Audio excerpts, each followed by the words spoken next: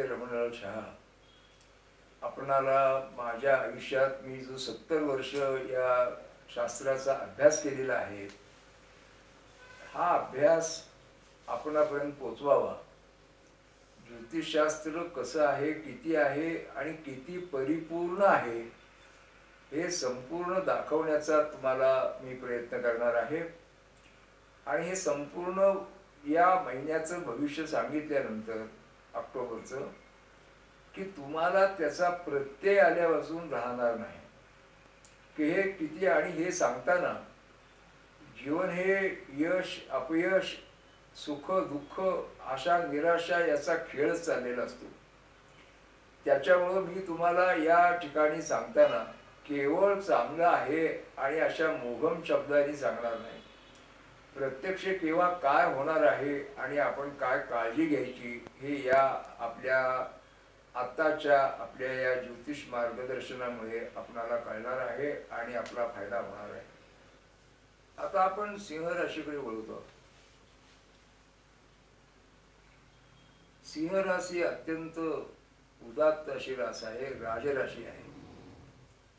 सिंह राशीकडे आत्मविश्वास आहे, जिद्द आहे, ईर्ष्या आहे, स्वाभिमान आहे, स्वातंत्र्याची आवड आहे. सिंह राशीच्या लोकांना इतरांच्या हाताखाली राहणं फारसं आवडत नाही.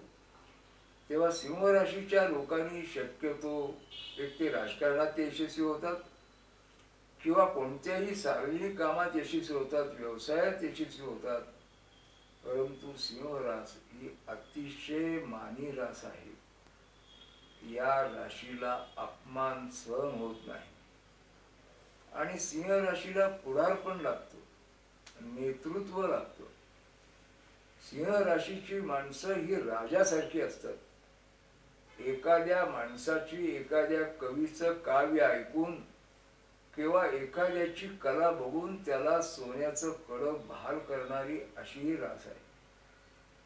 ही राजराशी आहे. त्याच्यामुळं एक लक्षात ठेवा, सिंह राशीची माणसं जन्माच्या वेळी कितीही खालच्या पातळीवर असू द्यात, ती आयुष्यात केवळ सिंह राशीमुळेच पुढे येणार. ही आपली रास ही नशिबाची रास आहे. आपण जन्माला येताना नशीब घेऊनच जन्माला आलेला आहात. सिंह रास ही राजासारखी आहे. याला स्वातंत्र्य प्रिय आहे आणि सिंह राशीकडे महत्वाकांक्षा असतात. वृषभ रास जरी महत्वाकांक्षी असली तरी ती कुणाच्या तरी हाताखाली काम करेल, निस्वार्थीपणानं काम करेल. परंतु सिंह रास जी आहे ती नेताच आहे, ती स्वतःच नेता आहे. सिंह राशीच्या माणसाला हलकी सारखी कामं सहन होणार नाहीत, जमणार नाहीत. सिंह राशीच्या मुलींना सुद्धा छोटी मोठी कामं आवडणार नाही. कारण सिंह रास ही सगळ्यांच्यावर हुकूमत चालवणारी रास आहे, पुढारी रास आहे, नेतृत्वाची रास आहे. याच्यामुळं सिंह राशीची माणसं राजकारणात चमकत असतात, समाजकारणात चमकत असतात. आणि एक अतिशय स्वाभिमानी असली तर सिंह राशी उदार रास आहे. लोकांना उदारपणे मदत करणं, लोकांना सहकार्य करणं, लोकांच्या करता जेवढं काही करता येईल तेवढं करणं, आवडत्या व्यक्तींच्या साठी सर्वस्वाचं बलिदान करणारी ही रास आहे. त्याच्यामुळे सिंह राशीकडे चिकाटी आहे, धाडस आहे, गतिमानता आहे आणि स्थिरपणा आहे.